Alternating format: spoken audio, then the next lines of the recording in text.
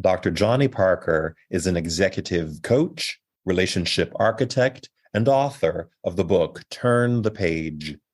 His message is clear. No one has the right to write your narrative. It is in the quiet and disciplined hours of self-reflection where we can discern the true purpose and story of our lives.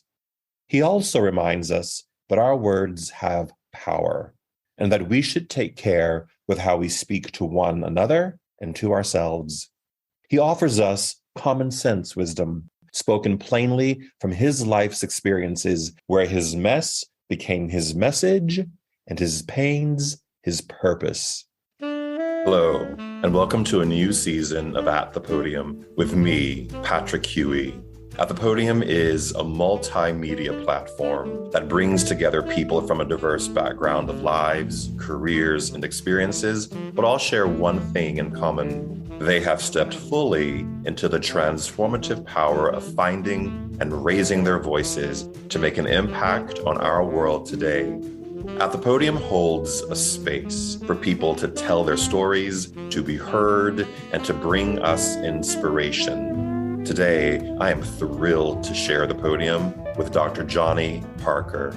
Dr. Johnny Parker is passionate about helping people at any stage turn the page to the life, the leadership, and the business they've always wanted. Through executive coaching, seminars, and keynote presentations, he has a 25-year track record of helping hundreds of CEOs and professional athletes within the WNBA, the NBA, the NFL, and the PGA, aspiring entrepreneurs and high-performing individuals experience authentic success by viewing their life and work as a story so that they flourish in what matters most. Dr. Parker is an adjunct professor at Johns Hopkins University, where he teaches Introduction to Positive Psychology, which is an evidence-based approach to examine how people, leaders, businesses, and communities thrive.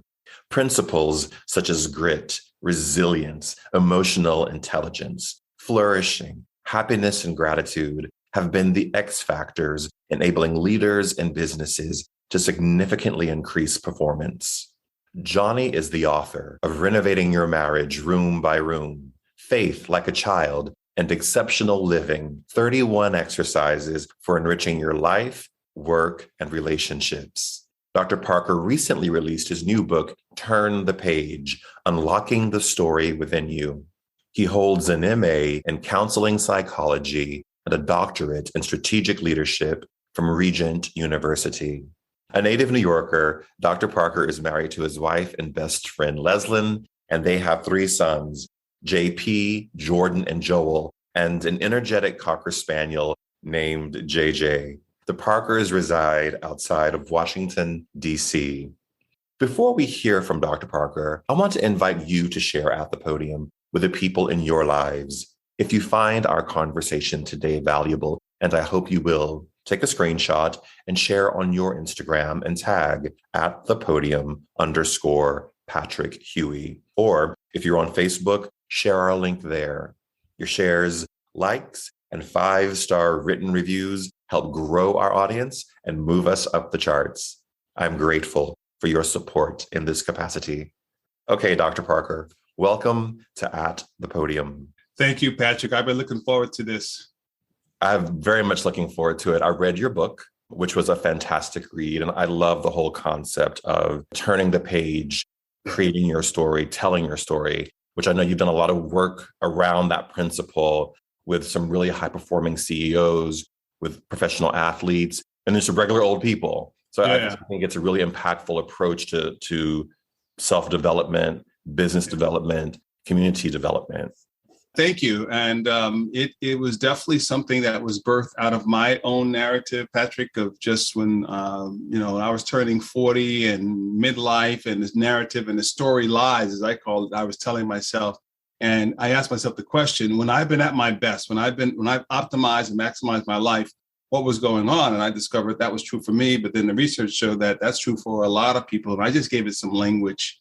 There was a quote in the book that I really liked. It was from a gentleman named Thomas Merton, who was a Catholic monk from the Trappist order, which is, I discovered, one of the strictest orders within Catholicism. The quote is magnificent. He says, "Not all men are called to be hermits, but all men need enough silence and solitude in their lives to enable the deep inner voice to be heard, at least occasionally." This jumped out at me because we are living in a time when we're all striving. Everyone's striving to have their voices heard.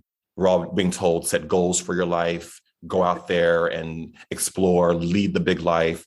Yeah. But it all starts with the quiet reflection. And sometimes that message of finding the quiet spaces gets lost in what I would call the very audible arena of modern life. And you talk about this in your book. So what are your thoughts on what the monk said? Stillness precedes strategy. High perspective comes before high performance. And so I love that quote as well. That's why we put that in the book. But that's what I just did, Patrick, before coming on. I have a place, every leader, male, female, doesn't matter. Every person needs a place where your soul can catch its breath, where you can go. And I call it the backstage, because as you just said, the front stage is a life of appearance, productivity, social media, technology, profitability, culture. It's all those things on the front stage. And that matters. It has its place. But I find that the story, the true and authentic narrative is not the front stage, it's the backstage. That the front stage can be identifier, but the backstage is true identity. And that's where that's where the true story gets emerged. And that's what Merton is getting at, that we need a place, a quiet place where we can really discern the story of who am I? What do I really want? Why do I want it? It's that Simon Sinek, know your why. And I believe that comes from our backstage. We are very much preoccupied right now, as you said, with the front stage. I mean, everything now is really geared towards public consumption. And so that idea of what's the interior is so important, I think, to true, authentic living. And as you say, authentic success in your work. You talk about the authenticity of success. You also, in your work, which I really loved, was you said to the reader that when you're doing this exploration, don't be afraid to ask the big questions.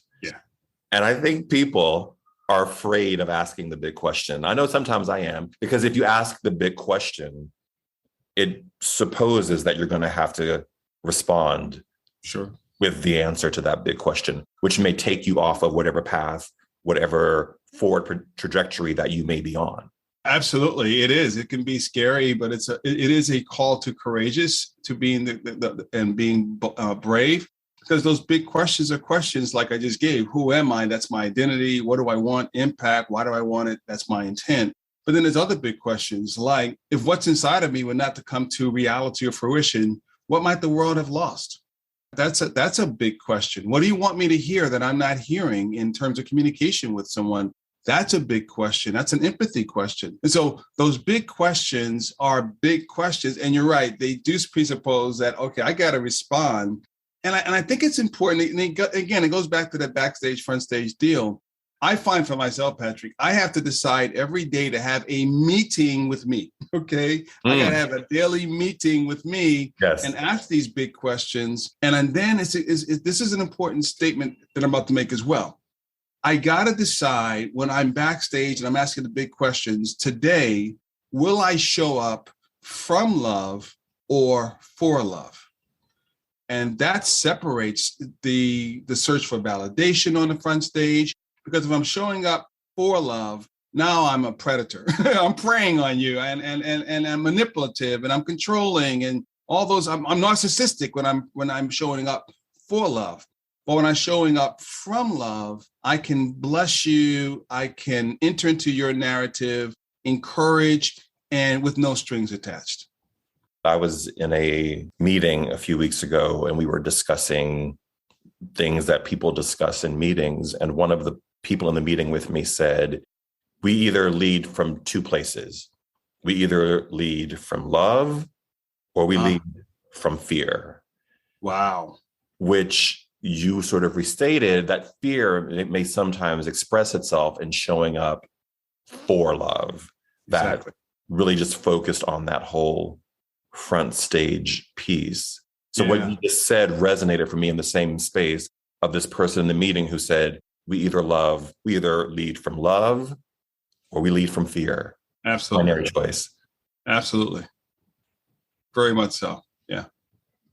So I was, again, reading your book, and you tell this it was a heartbreaking story to me when I read it about your sixth grade math teacher. Her name is Mrs. Stone, and she calls you to the front of the classroom to reduce fractions. And I was like, my goodness, I haven't reduced a fraction in 30 years. I don't know if I could even answer a reducing fraction. Right, exactly. Now. But you go to the board, you're reducing the fraction, and she essentially publicly shames you for getting the answers wrong.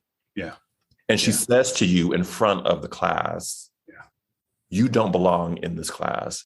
And you write that this became the soundtrack of your life, that you weren't good enough. I mean, talk about empathy. I feel like I have been underestimated in my own life and my professional career from people who have said, I'm not good enough to have achieved what I've achieved. And in many ways, that feeds into the destructive narrative. Sure. What you refer to as you have said earlier, the story lies of low expectations, right? Yeah. That are often the result of inherent and sometimes explicit racism within our institutions, within the negative stories that we tell ourselves. So how did that internalization of your teacher's words impact you? That's a great question, because what happened too, you mentioned racism. I was bussed out of Jamaica, Queens to Forest Hills, and this is the mid 70s. So my class was predominantly white kids and Jewish kids, New York, so that was my class. So I was in, and they did it. I was in 6'1". 6'1" meant that you were the smartest of the smartest. 6'2", less smart. 6'3", I don't know who thought that was a good New York school system process, but that's the way it was. So I was in the smartest of the smarts in sixth grade, and I was only one of 4 other Blacks in the class. So she called me to the board with Solomon Mincer and Bruce Moskowitz, and Solomon gets his answer right, takes a seat. Bruce gets his answer right, takes a seat. I'm alone at the board with my back with 30 of my peers, looking at me. And I'm throwing up numbers, Patrick. I'm trying to hit the lottery. I'm trying to figure out. And then I got drama going on at home. Mom and dad are going through a divorce. So I got all of that going on. The narrative of I'm one of few Blacks, and Mrs. Stone, whatever she was going on that day, a bad day, she decides to shame me in front of the whole class. I internalized that. And what happened as I got older, whenever I was in situations where you or anyone in a team or in a setting, public setting, if you questioned my competence, there was anger. Yeah. There was fire. And I never knew the connection there. I never knew. And I also became very driven to show Mrs. Stone that I'll show you that I'm right. I drew the line in the sand, which is also very dangerous. And because whatever we don't talk out, we will act out. Wow. Or the pain, the emotion, or the storyline gets buried alive within us. And so that was going on until I had to do my hard work. I sat down with a life coach. I sat down with a therapist, and they began to backtrack and go into my history. And when we got here and they exposed the connection, made the connection, I wept because I needed to grieve that. I needed to mourn to move on, because I was so stuck in that narrative and I did not know where it was coming from. There is this stereotype of Black men being angry Black men. Yeah. But if we can look back and draw the line back to what were those initial hurts, what were those initial shames, what were those initial story lies that we're all railing against, you start to understand how the real destructiveness of the words that we use and how we use them, when people say to us, and then you start to really understand the destructiveness of systemic racism, intentional or unintentional. Very much so. And that's why it always has to start with, I can't control always the narrative of what's happening on the front stage in terms of the systemic racism, but I can control how I show up. I can control how I choose to respond to the behaviors or treatment, or do I decide to buy into the storyline? And I say this too. I make this statement in the book. If you don't know your story, others will write one for you. If we don't know our story, and in addition, Patrick, no one gets the right, R-I-G-H-T, to write, W-R-I-T-E, the Patrick Huey story, the Johnny Parker story. But if we don't write that story, if we're not clear about that story, life will write the story, the culture will write the story, other people will write the story. But if I don't write that story of who I am, what I want, why I want it, someone else will. The challenge of what you're saying, too, is that we don't live in isolation. So Right. they're already, the stories are written for you based upon your zip code. The stories are written for you based upon where you did or did not go to school and what kind of job you have. And so it creates even more work and effort and necessity for us to recreate, rewrite, reimagine our own narratives, because we're already born with a set of circumstances that may or may not be for us or be in support of us as we move through our lives. Absolutely. Absolutely. There was something else. You talk about your son, Joel, who wanted to pursue a career as a photographer, and then he wanted to be an entrepreneur. And I don't know if you would call it tension, but there was a difference of opinion about how he should proceed with his life, because you really wanted him to follow a more traditional path of education in college, the path that you followed.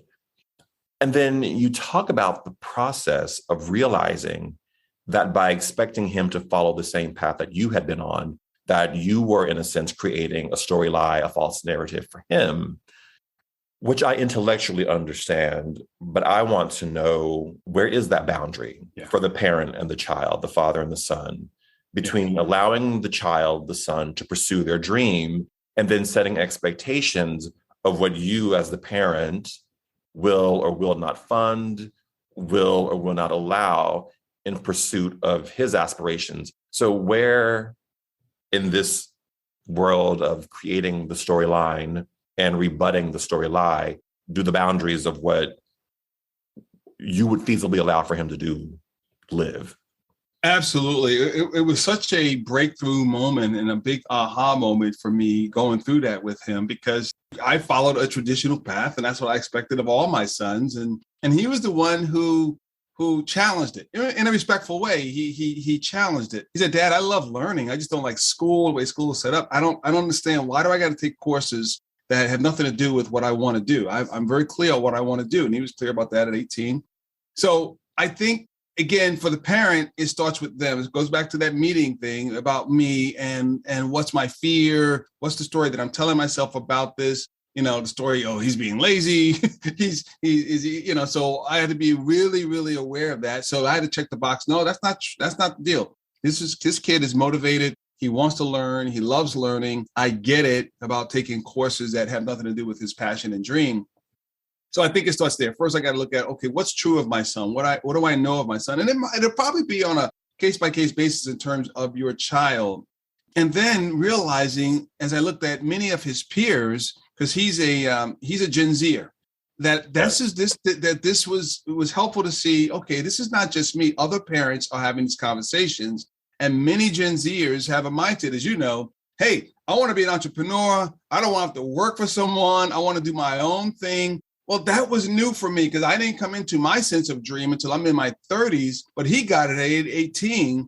And so that was helpful, that, okay, this is not just true of Johnny and Joel, Dad and Joel, but this is a narrative that a lot of parents and a lot of kids of his generation. So then I began to sit back and really look at, okay, and ask him this question. Okay, son, what does that look like?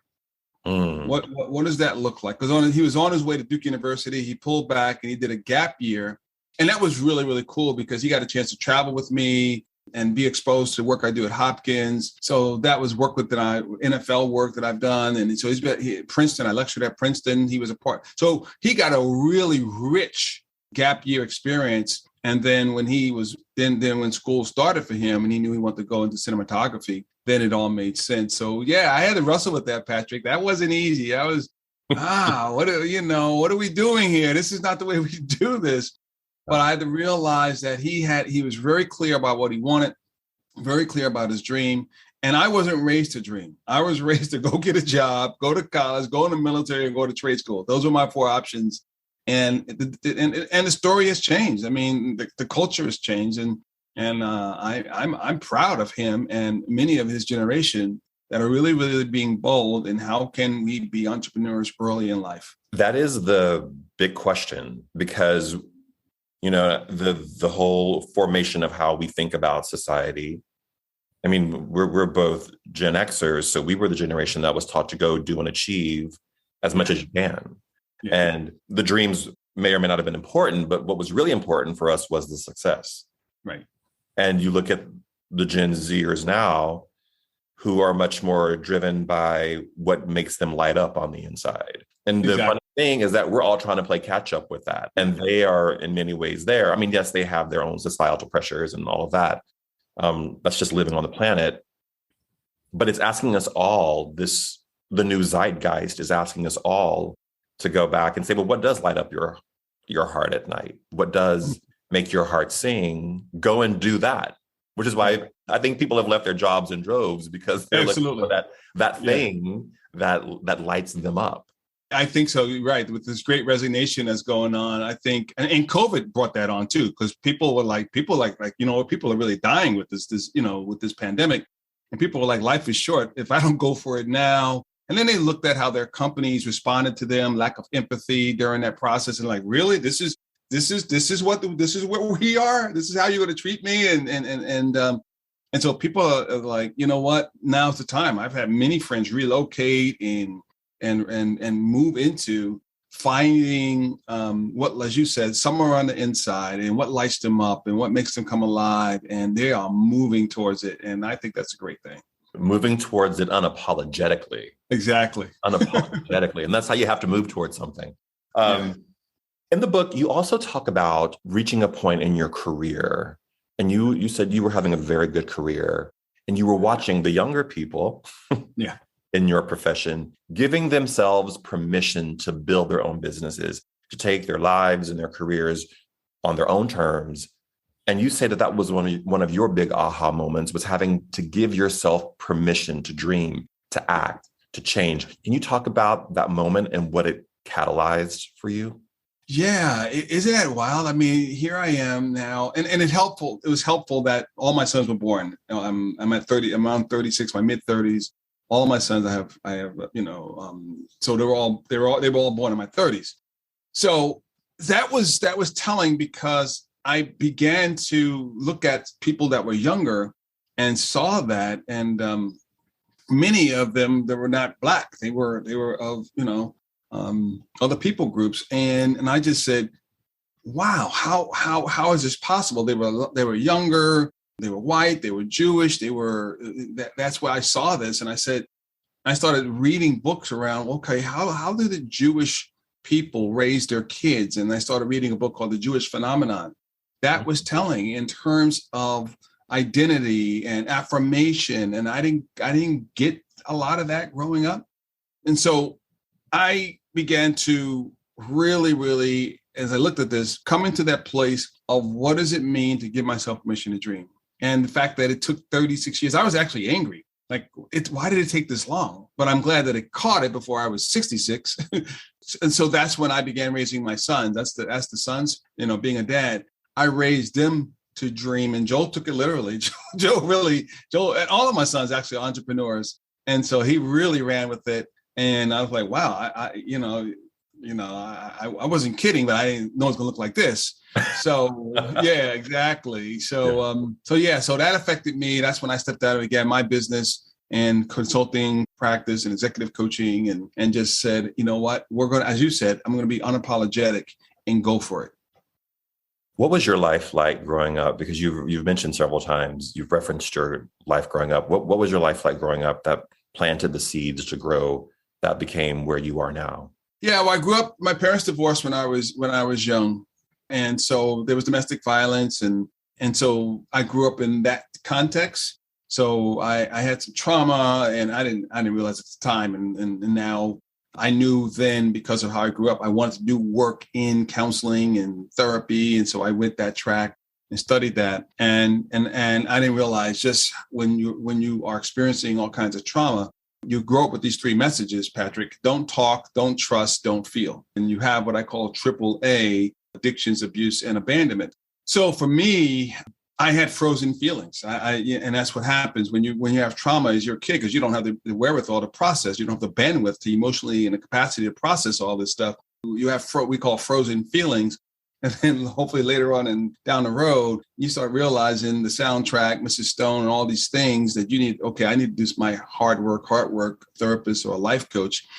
So that I grew up in that. And that's why I tell people, give people hope, because although that's how the story began for me, the way it's ending for my mom and dad, I remarried them 15 years ago. Wow. And after 36 years of divorce, I remarried them. And so the story started off horribly, but because they turned the page and began to embrace ownership and humility of how they emotionally injured each other, they now are back together, and the story is ending beautifully. How do you do it? In one of your sermons, I think it was a sermon, you were at Victory, and I was watching you speak, and you were encouraging the audience to pick up the crosses of the things that were their cross to bear. And I mean, you named it all the way out. You talk about, in those sermons, you talk about that when you can pick up your cross, it becomes your calling. Talk about that.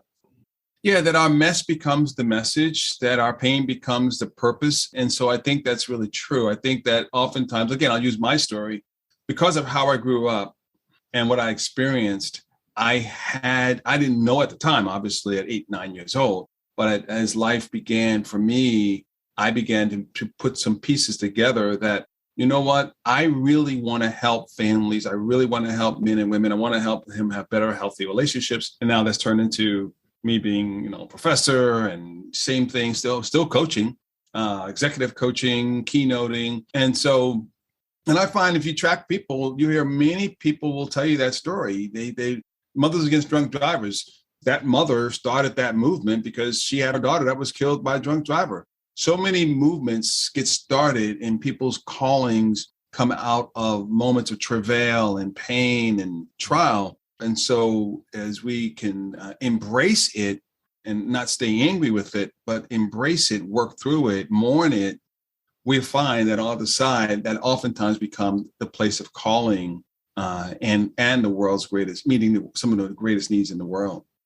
Is it possible for the world to do that? Do we live in a space where people can actually own their mess and make it their message? Is that available to everybody? I think it is, Patrick. And I talk about that in the Turn the Page book. I call it demanding bold truth, where we take fearless ownership of my challenges and my strengths, because until we own our current story, we can't turn the page to a better story. And so whatever we don't own will own us. And so that's what I talk about, this heart work stuff. And for a long time, I would always focus on owning the challenges. But I said, you know what? That's challenging, owning your challenges, your issues.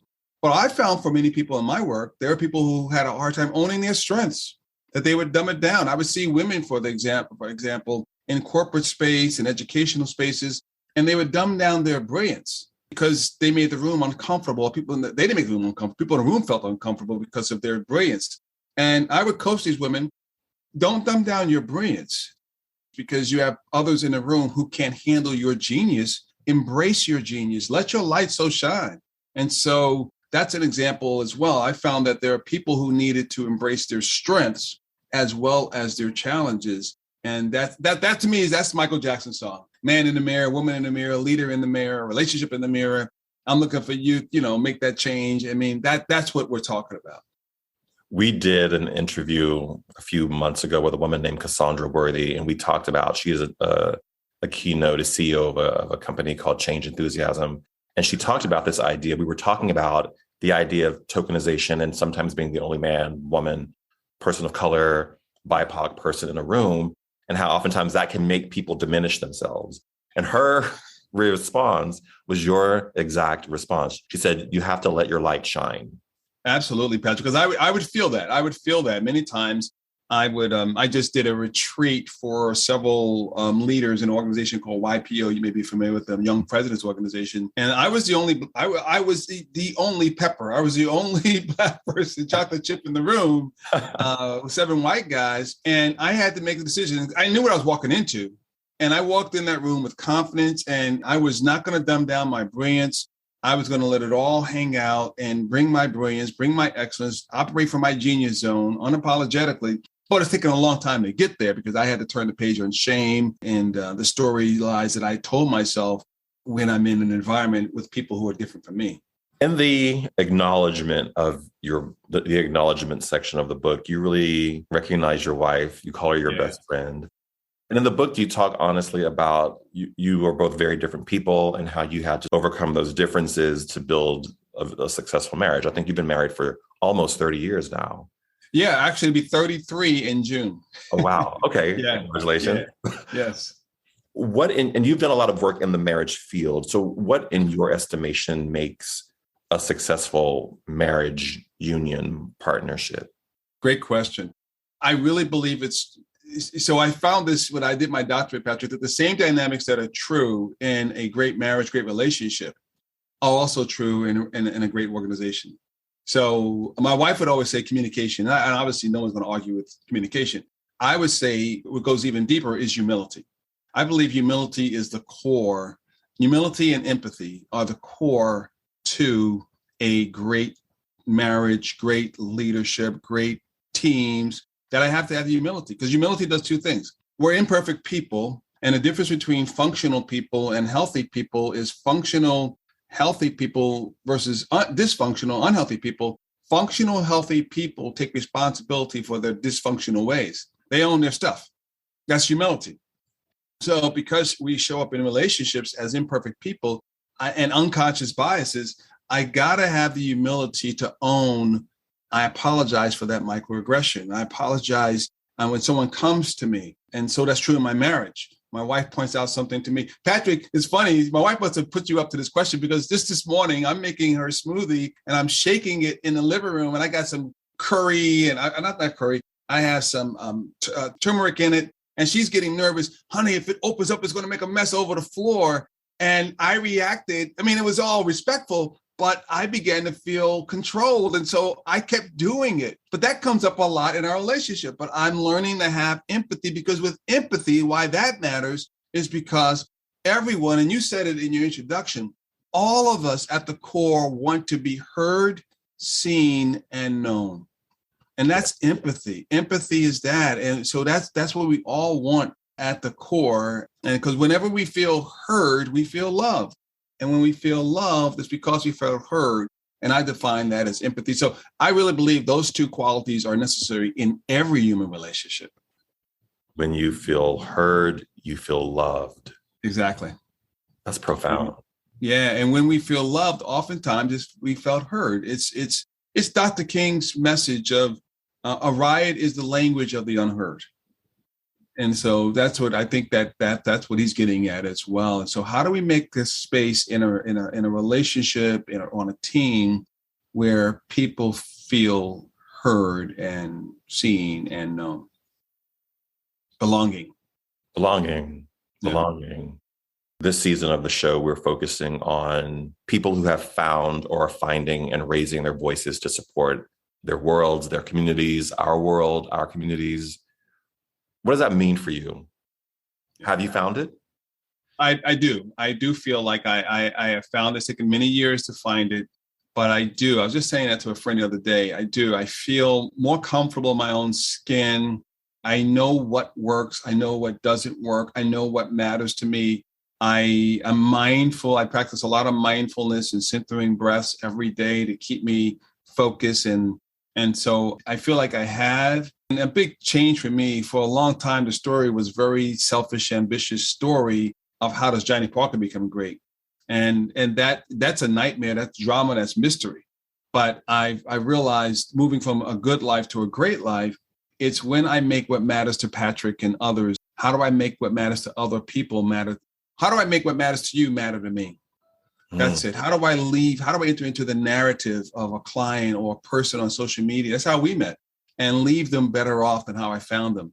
And when I moved into that narrative, tremendous joy when I realized the power of that. But when the narrative was all about Johnny Parker advancing Johnny Parker, that was a terrible story.